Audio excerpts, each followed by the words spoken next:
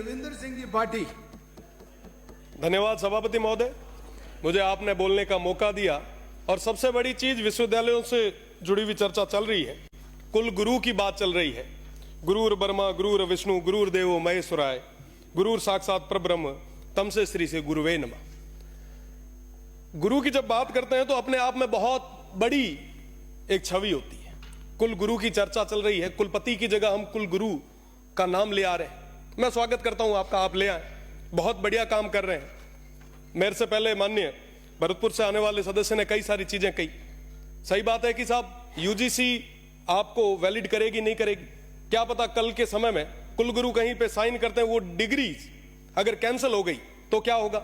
हमारे यहां से कोई ग्रेजुएट करके कोई फॉरेन जा रहा है और वहां पे सब देखता है कि साहब वाइस चांसलर के सिग्नेचर ही नहीं है, तो उसको 4-4 बार धक्के खाने पड़ेंगे। आप इसके लिए कुछ ना कुछ एक ठोस चीज ले आए, मेरा तो यही निवेदन है। क्योंकि गुरु की बात है तो मैं उनके सामने या उसके विषय में आपके खिलाफ तो नहीं बोलूंगा, और गुरुओं की तो इज्जत हमेशा हम करते ही आए।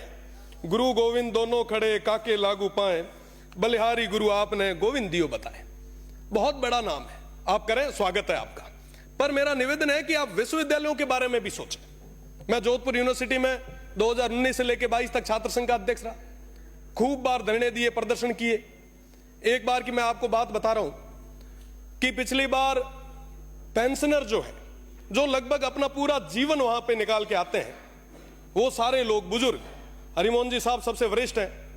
हरिमोहन जी साहब 70, 75 साल के हमारे जो बुजुर्ग हैं, जिन्होंने पूरा जीवन दिया है, वो सड़कों पे आए, धरने दिए। मैंने कहा क्या हुआ साहब, तो कह रहे हैं कि साहब हमने पूरा जीवन इस संस्था को दे दिया, आज के समय में ये संस्था हमें पेंशन तक नहीं दे पा रही। आप विचार करें कि चतुर्थ श्रेणी का कोई कर्मचारी है जिसकी पेंशन कुल मिला के 10,000 है, अगर 6 महीने तक आप उनको पेंशन नहीं दोगे तो उसकी क्या स्थिति होगी।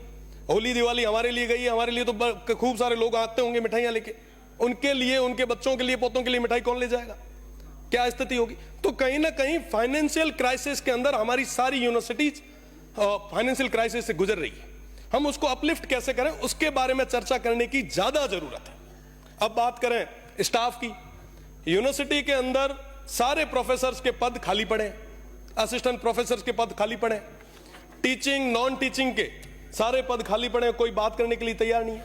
जो गेस्ट फैकल्टी पे जो प्रोफेसर्स आ रहे हैं, जो पढ़ाने के लिए आ रहे हैं, वो इसी उम्मीद के साथ कि कभी ना कभी सरकार कोई ना कोई ऑर्डिनेंस लाएगी और हमें परमानेंट करेगी। तो मेरा तो निवेदन है कि जो गेस्ट फैकल्टी पे आ रहे हैं, आप उनको परमानेंट करें।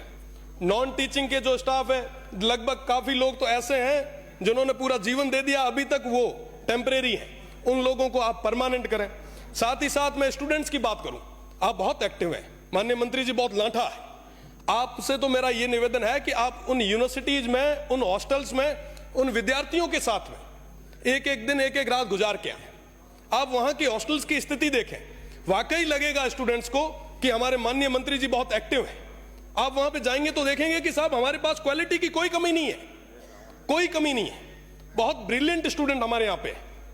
आप उनके बीच में अगर समय निकालेंगे तो 4 चीजें साथ में निकल के भी आएगी। साथ ही साथ अभी बात चल रही थी सिंडिकेट की, सिनेट की, तो सिनेट और सिंडिकेट के अंदर छात्रों को या छात्र नेता या जो ब्रिलियंट स्टूडेंट है, आप कैसे भी तय करें और उनको जगह दें, ताकि एक कम्युनिकेट रहे। समन्वय नहीं है साहब, विश्वविद्यालय प्रशासन अलग भाग रहा है, छात्र अलग भाग रहे हैं, तो कहीं ना कहीं एक ब्रिज बनाने की जरूरत है।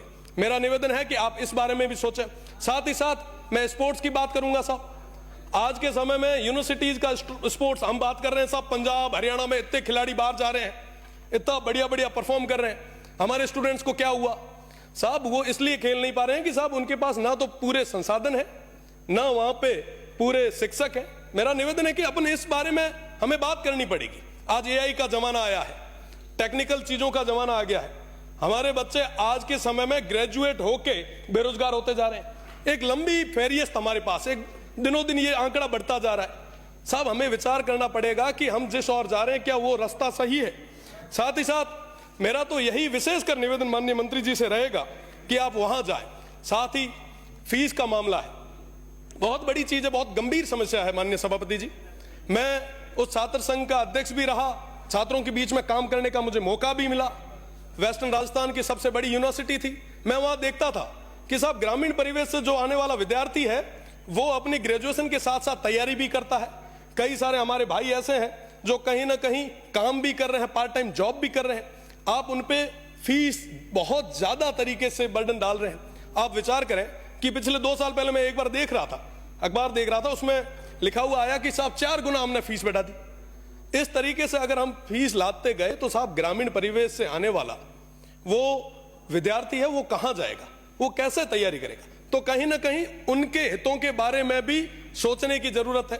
साथ ही साथ क्लासेज वगैरह की अगर मैं बात करूं, लगभग सभी विश्वविद्यालय से निकल के आए हैं। हमारे मनीष भाई हंस रहे हैं, तो मनीष भाई आप देखते होंगे कि कहीं पे भी क्लासेज पूरे तरीके से नहीं लग रही। आज हमारे स्टूडेंट्स जो है वो परेशान हो रहे हैं। अगर बात करें प्रोफेसर से तो कहते हैं कि साहब स्टूडेंट नहीं आ रहे, स्टूडेंट कहते हैं कि साहब प्रोफेसर नहीं आ रहे। तो ये जो सिस्टम है इसको सही करने की जरूरत है।